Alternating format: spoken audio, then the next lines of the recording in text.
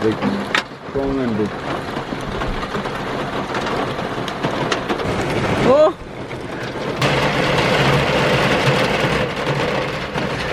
So close and yet so far.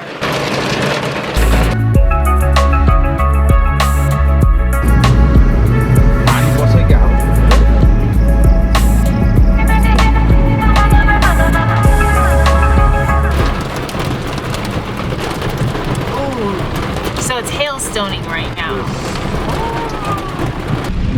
It was predicted that there would probably rain while I was here. How long do the rain showers last, Nabaraj? I think for another half an hour only. Okay, so they're kind of brief. And last year when I was in Chitwan, it would rain too, but the showers are like really brief. In down south it rains very heavy. Okay. But this is the pre-monsoon rain, so it doesn't last for long. Okay. Maybe half an hour or something, then it will be over. So right now there's light hailstones.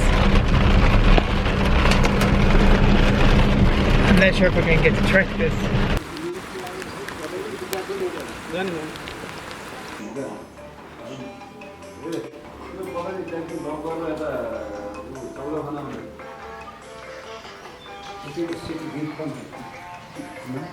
Well, we're right outside of Namo Buddha, and we're kind of waiting out the rain and the thunder.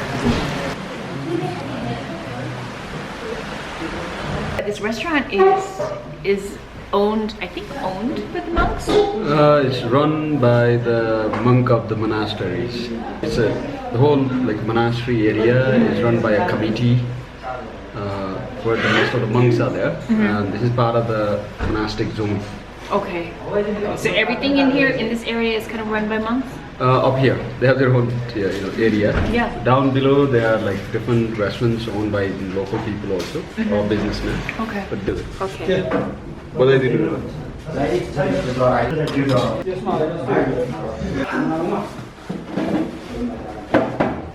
So Wai Wai Noodles. Oh, look at that. So what do we have here? So we're eating Wai Wai Noodles. So this is a Nepali noodle. It's an instant noodle. You can eat it right from the packet as well, or you can cook it because it is raining outside and we want some soup in it. A little bit of soup in it. So we have added eggs and some vegetables. Eggs, this thing, and some vegetables. Not many, not much. Very little vegetables here. Little slivers of them. Yes. These, it's like little bits of onion in it. Onion, bell pepper.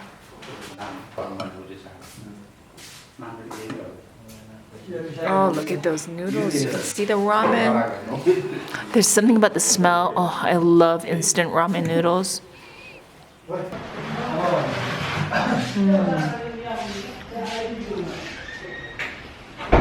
How is it? One thing I like about these Wai Wai noodles is the broth. It's always my favorite part because it's salty. Do they have MSG in Nepal? Some noodle, yes. They have a little bit of it in it too. Wow, this is nice and salty. That's what I love about it. It's also like salt. Sodium is actually really good, especially when you're trekking, I think, because it helps you retain the water that you're probably going to be losing throughout the trek. So if you need more salt, you can add more salt as well. And it Really? It's fairly salty already. There's something about instant ramen noodles that just touches my heart. It takes me back to childhood days. I remember when I was a little girl, my mom would feed me a lot of ramen or noodles similar to this, but this is actually made in Nepal. That's why it's more tasty.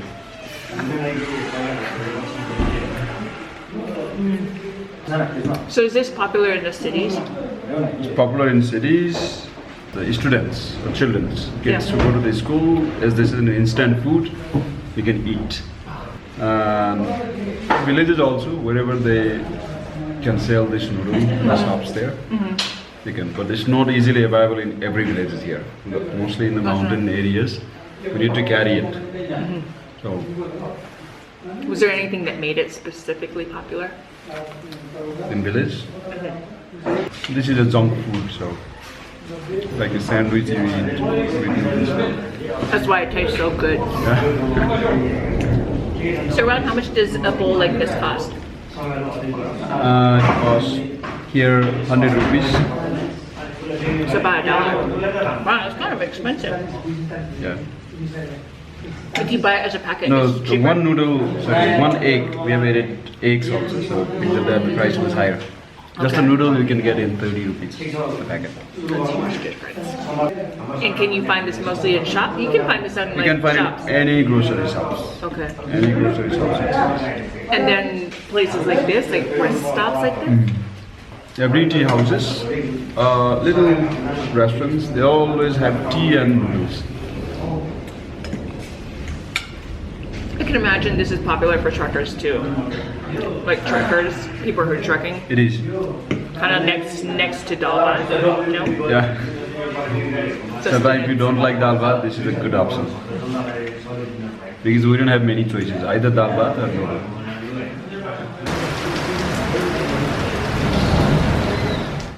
Oh, the weather outside is frightful. Here we are right outside of Namo Buddha, and we stopped to get some lunch or ramen. Namo Buddha is right here. And like yesterday, we were almost there. We were just a matter of like taking a few more thousands of steps up higher. But we were right below Namo Buddha. I spent too long filming.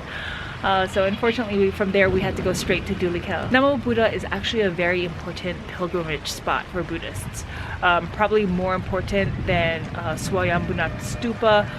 This is kind of like the big puba of Buddhist monasteries.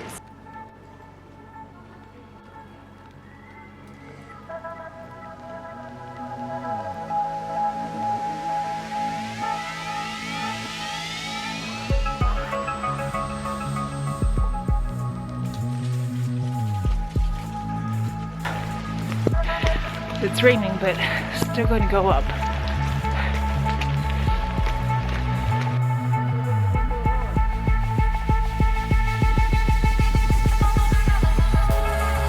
Yesterday, if I hadn't dawdled so much filming, then this is the entrance we would have come up to come out to Namo Buddha.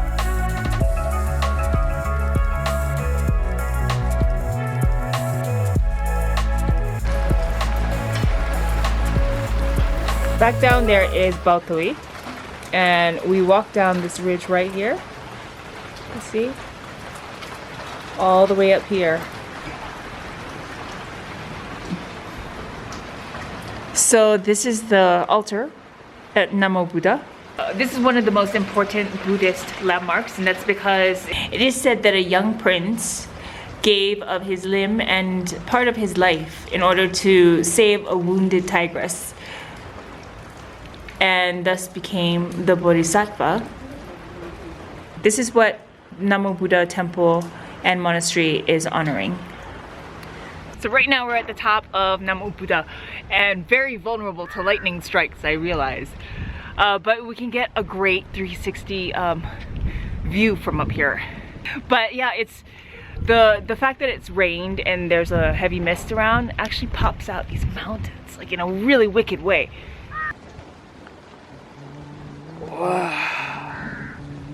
Oh, you can hear that thunder up there, huh? There's also like deadly lightning striking at certain points, so I'm kind of a conduit right now. I feel like it's probably not where I want to be. But when you go around the monastery, you would go counterclockwise, and then you'd spin each wheel, kind of do a silent prayer of Om Mani Padme Om. Yeah.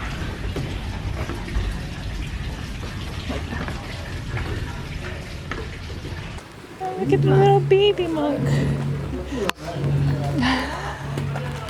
So this monastery is open in the morning. I would check the website.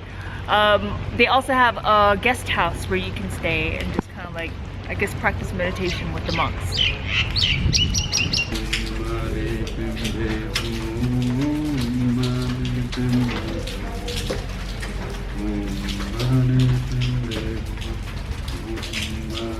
Oh.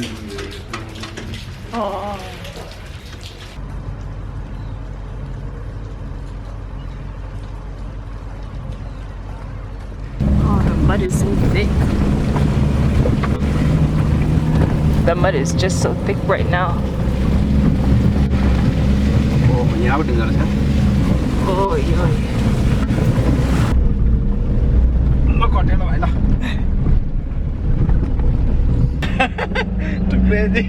A little worried. Good, okay, no problem now. He was worrying since last 3 hours. Now you can see his face. It kept raining so much. Yes. And the road was so muddy. Like you were fighting with the wheel the whole time. Like, oh, you were so active. Yes. Good job.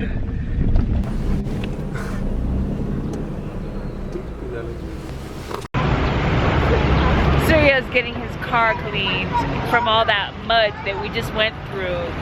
His car got thrashed. This is how dirty this car got. This is your car, Surya. You can see like all the mud.